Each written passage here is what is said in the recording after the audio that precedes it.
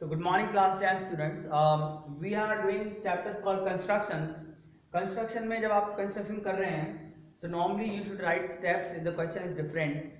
And in books you will sometimes find the proof also. Construction में proof separately justification के नाम से आता है. Normally in boards they are not asking you steps, they are not asking you justification. Only a neat diagram with a pencil and compass is asked. But here just to understand आपको steps भी लिखना है और आपको justification भी समझ में आना चाहिए. अगर आपको जस्टिफिकेशन आ जाएगा then it is easy to understand that why we are doing the proof, right, the construction. तो डायरेक्ट कॉमन टेंजेंट के पहले मैं आपको दो चार चीजें बता दूं टेंजेंट के बारे में.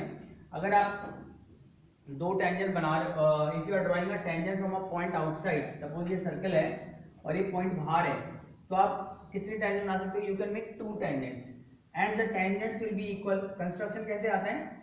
उसके सेंटर से इस पॉइंट को ज्वाइन किया and you draw a perpendicular bisector, ठीक है.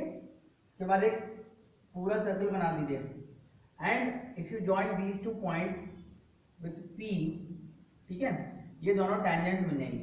The question is why are they tangents? They are tangent. उसके लिए अपन एक जस्टिफिकेशन कर लेते हैं. स्मॉल सी हमें पता है radius is perpendicular to tangents.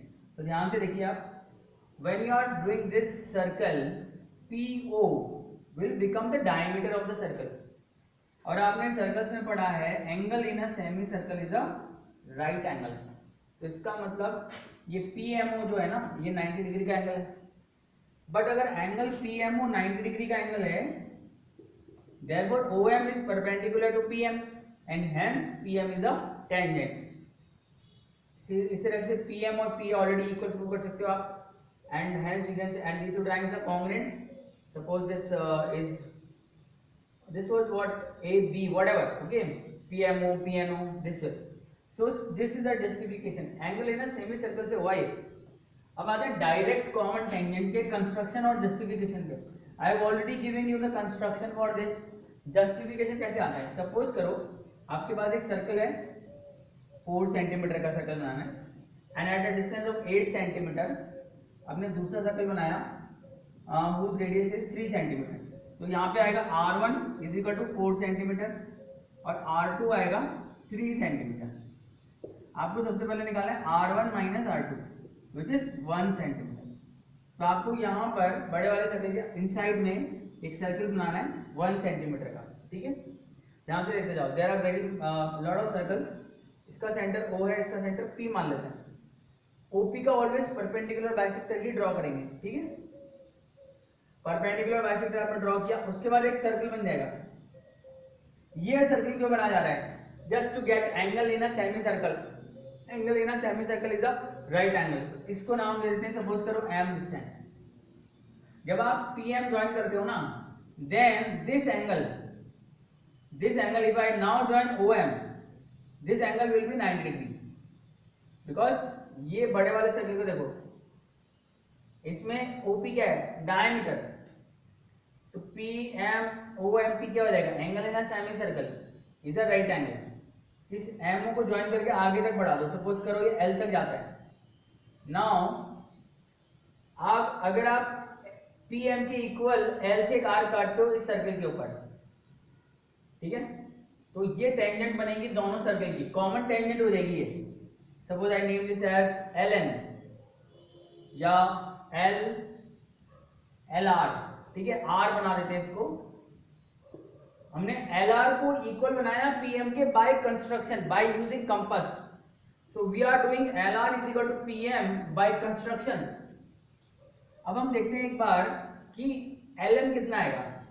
LM आएगा OL माइनस MO और MO मैंने बनाया था 1 और OL था 4. तो LM आ जाएगा 4 माइनस 1 3 और PR जो है ना या RP ये भी 3 है.